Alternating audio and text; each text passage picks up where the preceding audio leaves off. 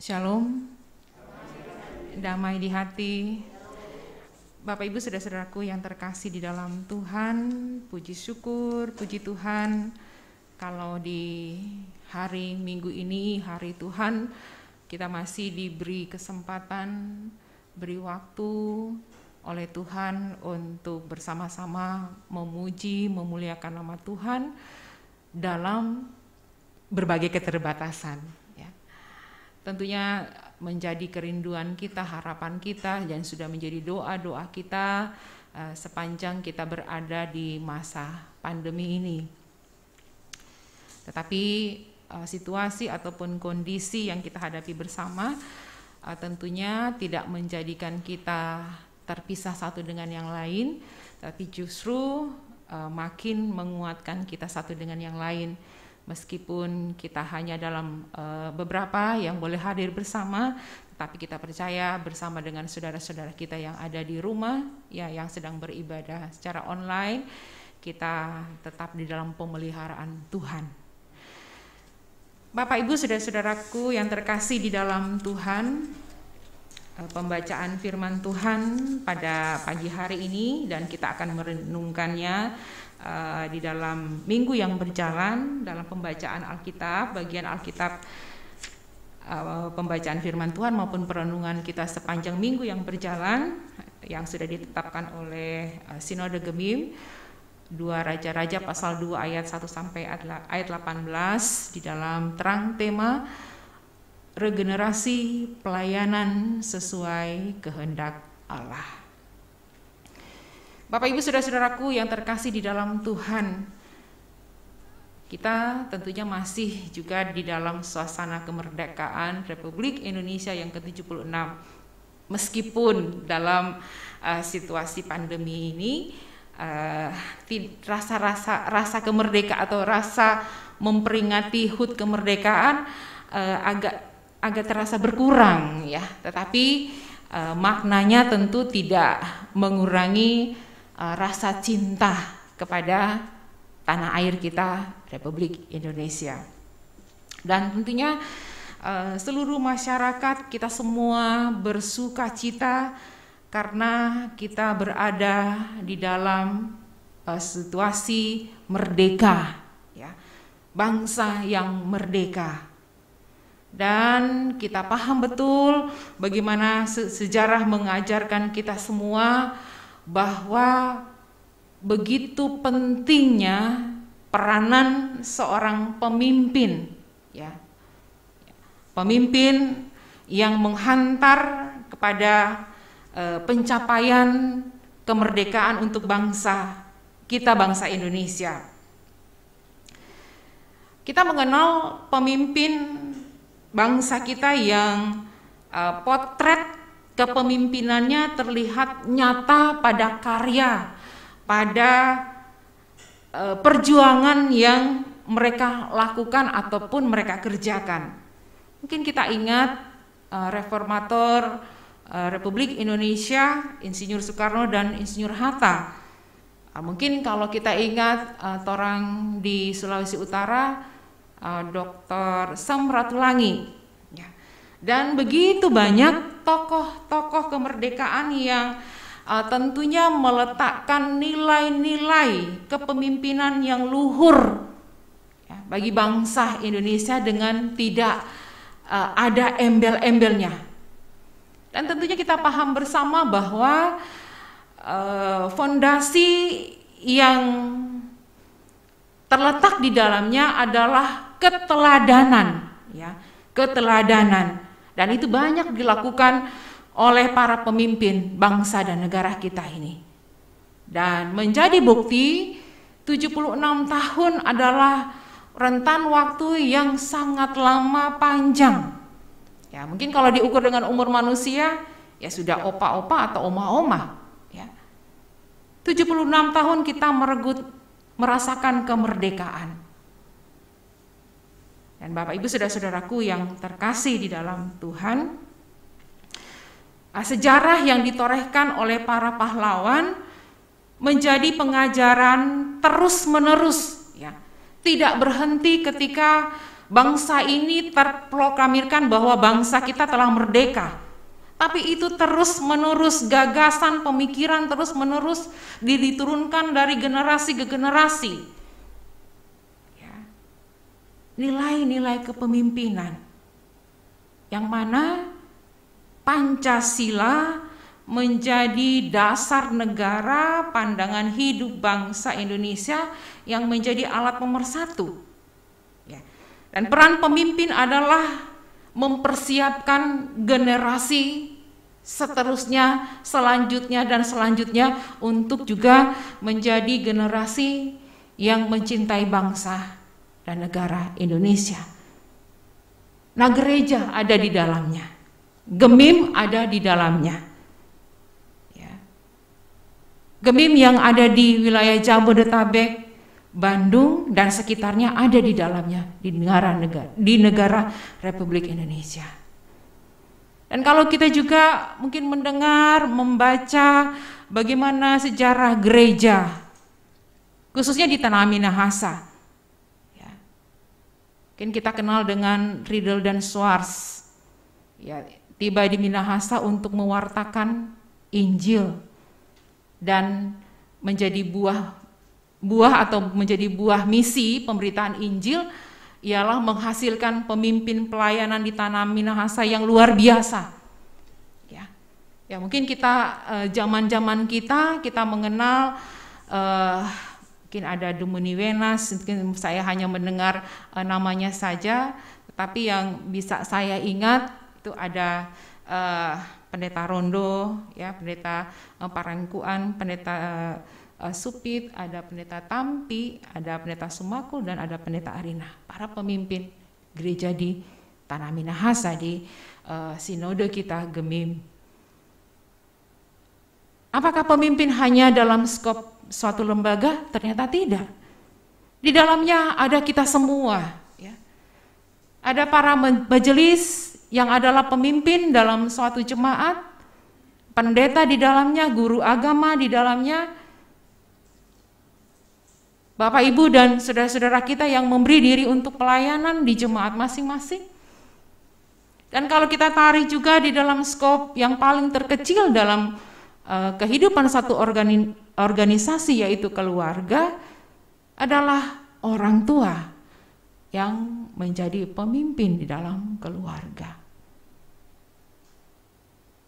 Bapak, Ibu, saudara-saudaraku yang terkasih di dalam Tuhan kita Yesus Kristus, ke depan kita semua atau mungkin ya sedang berjalan juga di seluruh jemaat di GEMIM di Tanah Minahasa, luar Minahasa, sedang pendataan atau sensus jemaat, ya. Nah ini bukan juga mungkin kalau orang Jawa bilang ujuk-ujuk, ya, artinya tanpa sebab itu dilaksanakan, tidak. Tetapi bagaimana gereja mau menata, Bapak, Ibu, saudara-saudaraku yang terkasih di dalam Tuhan, mungkin kita juga ketika kita datang dalam berjemaat di pagi hari ini, ruangan ini kita harus tata, ya, tata sedemikian rupa agar, ya, ibadah kita boleh berjalan dengan baik, dengan lancar. Ataupun di rumah kita bagaimana menata rumah kita, kamar kita, supaya tertata dengan baik, agar semua juga berjalan dengan baik. Demikian juga di dalam persekutuan kita, yang dalam satu wadah GEMIM. GEMIM sedang menata jemaatnya, ya, dari Tanah Minahasa sampai luar Tanah Minahasa. Nah, kiranya ini juga menjadi motivasi bagi kita semua, tidak hanya bagi orang-orang yang sedang merancang atau sedang mempersiapkannya, tetapi kita semua, para jemaat dan para majelis, boleh memberi diri ataupun memberi hati untuk mari bersama-sama kita mensukseskan pendataan jemaat di GEMIM ini. Nah, Bapak, Ibu, saudara-saudaraku yang terkasih di dalam Tuhan kita Yesus Kristus, di dalam Alkitab yang menjadi pembacaan kita, juga kita melihat bagaimana kepemimpinan seorang yang bernama Elia. ya, yang nantinya dia teruskan kepada Elisa. Di dalam Alkitab ada dikisahkan dua orang, Henokh dan Elia, yang tidak mengalami kematian duniawi. Ya. Mereka terangkat ke sorga dengan cara Tuhan tentunya. Ya. Dalam Kejadian pasal 5 mengkisahkan bagaimana Henokh terangkat ke sorga. Kenapa? Karena hidupnya bergaul dengan Allah, bergaul dengan Tuhan. Dan kemudian dalam pembacaan kita tadi kita juga mendapati bagaimana cara Elia terangkat ke sorga. Ya. Tapi itu pun tidak datangnya tiba-tiba, Bapak Ibu. Tuhan tidak memperlakukan secara tiba-tiba dengan tidak mempersiapkan segala sesuatunya. Kita lihat bagaimana Tuhan mempersiapkan generasi selanjutnya yang akan ditinggalkan oleh Elia. Ya. Ada tempat-tempat yang menjadi semacam Elia memperlihatkan Elisa bagaimana ini akan menjadi tempat, katakan tempat pelayanan, menjadi tugas yang harus nantinya dilakukan oleh Elisa untuk menyuarakan suara Tuhan di tengah-tengah umat, seperti itu. Meskipun Bapak Ibu, saudara-saudaraku yang terkasih di dalam Tuhan, umat yang menjadi umat pilihan Allah ini ya sepanjang sejarah mengkisahkan luar biasa kumabalnya. Ya. Tetapi pemberitaan firman Tuhan harus tersampaikan, ya, harus tersampaikan. Kemudian kita lihat juga ketika firman Tuhan yang harus tersampaikan tidak serta-merta memang dicermati atau ditangkap oleh umat yang menjadi tempat firman Tuhan ini tersampaikan. Ya. Masih juga di dalam suasana duka yang dialami oleh Elisa, karena Bapak Ibu saudara-saudaraku yang terkasih, ya peristiwa yang dialami oleh Elisa, artinya dia menyaksikan sendiri bagaimana tuannya itu terangkat ke sorga dengan cara Tuhan. Mungkin dari satu sisi kita melihatnya ini adalah suatu peristiwa yang luar biasa, ya, yang mungkin dirindukan oleh semua orang, tetapi sekaligus menjadi peristiwa yang mendukakan dalam satu sisi, di mana ia tidak lagi bisa berpegang pada pemimpinnya, kepada tuannya, yang selama ini Elisa dibimbing oleh Elia. Sehingga pada ayat-ayat selanjutnya di pasal 2 ini, Elisa sungguh berkabung, ya, dan ia tanda perkabungan itu, salah satu tanda ialah ia mengoyak-ngoyakkan pakaiannya, kemudian juga ia mencukur rambutnya. Nah, pada ayat-ayat selanjutnya Elisa ini diolok-olok oleh pemuda di Gilgal, menyebutkan dia botak. Nah, ini sebagai suatu situasi di mana umat saat itu, anak-anak remaja ini keterwakilan dari umat saat itu yang dalam tanda kutip masih berontak terhadap Tuhan. Ya, pada ayat-ayat selanjutnya juga mengkisahkan akibat dari olok-olokan ini 40 anak-anak muda ini akhirnya mati karena tubuhnya dicabik-cabik oleh 2 ekor beruang hutan.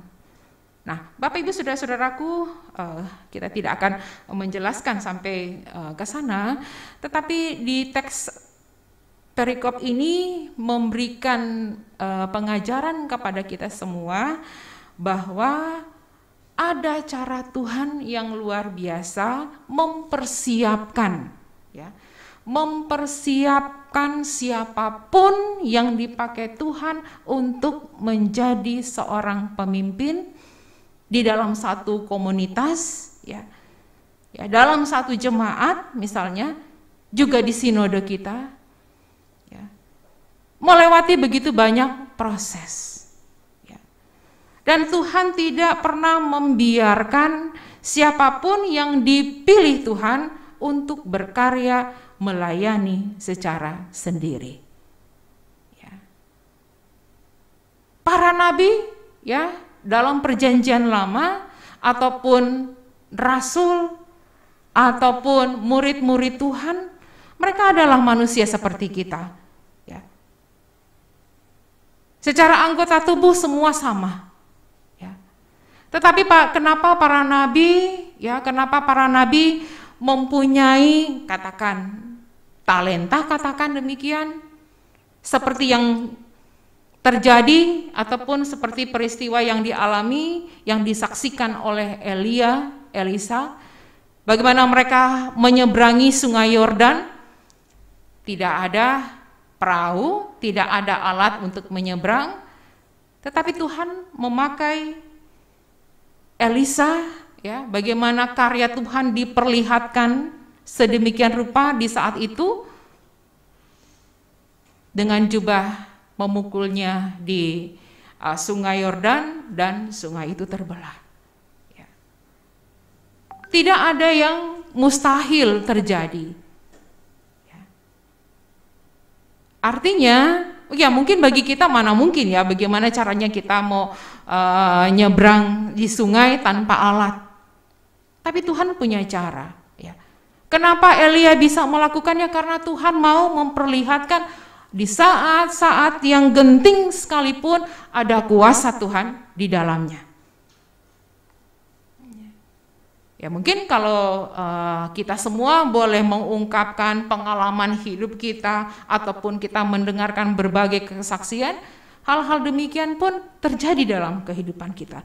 Yang kelihatannya tidak mungkin bagi kita, itu mungkin terjadi. Mungkin beberapa tahun yang lalu kami bersama dengan Pendeta Heni dan juga beberapa pendeta-pendeta yang ada di Jabodetabek, kita tidak pernah berpikir, saya pun di Jakarta ini dari tahun 95 tidak pernah berpikir Gemim ada di Jakarta, ya. Dan saya pikir juga mungkin nanti setelah saya pensiun baru bisa kembali ke Tanah Minahasa dan bersama-sama melayani di Gemim di sana.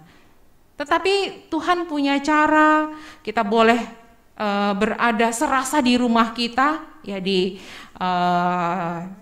Jakarta ini dalam warna pelayanan Gemim. Artinya yang tidak mungkin ternyata bisa mungkin. Nah, Bapak Ibu saudara-saudaraku yang terkasih di dalam Tuhan, kita semua terpanggil menjadi alat Tuhan, menjadi perpanjangan kasih sayang Tuhan di persekutuan kita di jemaat Gemim Immanuel Jakarta Barat ini. Semua terpanggil untuk menjadi pelayan, menjadi pemimpin di dalam persekutuan kita di tempat ini. Di dalam pelayanan-pelayanan yang sudah dilakukan, tentunya kita semua sepakat dalam satu kata, karena Tuhan, ya, karena anugerah Tuhan, kuasa Tuhan, sayang Tuhan, cinta Tuhan kepada kita, sehingga persekutuan kita boleh terjadi saat ini. Bolehlah kita manusia, para majelis, boleh merencanakan apa yang akan dilakukan, mungkin juga nanti bulan depan di tanggal 10, sukacita bagi Jemaat Gemim Immanuel Jakarta Barat ini, bersyukur karena boleh ketambahan usia. Itu pun bukan karena upaya kita kan, tetapi karena cara Tuhan. Ada maksud Tuhan bagi persekutuan kita semua. Karenanya Bapak Ibu saudara-saudaraku yang terkasih di dalam Tuhan, belajar dari firman Tuhan pada pagi hari ini, bagaimana kuasa Allah itu sungguh meluap-luap, ya, tidak terkungkung dalam satu masa, ya, tidak terkungkung di dalam satu ruangan, tidak. Kita semua telah mengalaminya, baik bagi bangsa dan negara kita yang boleh kita berada di negara yang merdeka, dibanding kita boleh berbanding dengan negara lain misalnya. Ataupun di persekutuan gereja kita Gemim di Tanah Minahasa yang usianya sudah ratusan tahun. Gemim boleh ada sampai saat ini karena ada karya Allah, kuasa Allah di dalamnya. Dan mari kita semua juga menyatukan hati kita bahwa pelayanan-pelayanan kita semua tidak akan terkungkung dalam satu gedung ini saja, gedung Raffles ini saja. Tetapi kalau memang Tuhan izinkan, Tuhan kehendaki, mungkin di waktu-waktu ke depan kita menyaksikan anak-anak cucu kita boleh sama-sama menyebarkan Injil Yesus Kristus dalam satu sinode Gemim yang boleh ada di mana-mana. Tentunya Bapak Ibu saudara-saudaraku yang terkasih dalam Tuhan, juga kuasa Allah, karya Allah berlaku senantiasa dalam kehidupan keluarga kita masing-masing. Kita sebagai orang tua yang menjadi pemimpin Bapak Ibu di dalam keluarga, menjadi pemimpin, Tuhan menaruhkan kuasa kepada Bapak Ibu dan kita semua, agar supaya kita dapat mendidik anak-anak kita, membesarkan anak-anak kita sesuai dengan kehendak Tuhan. Mari kita semua membuka hati supaya kuasa Allah ada di dalam kehidupan kita. Tuhan menolong, Tuhan memberkati kita. Amin.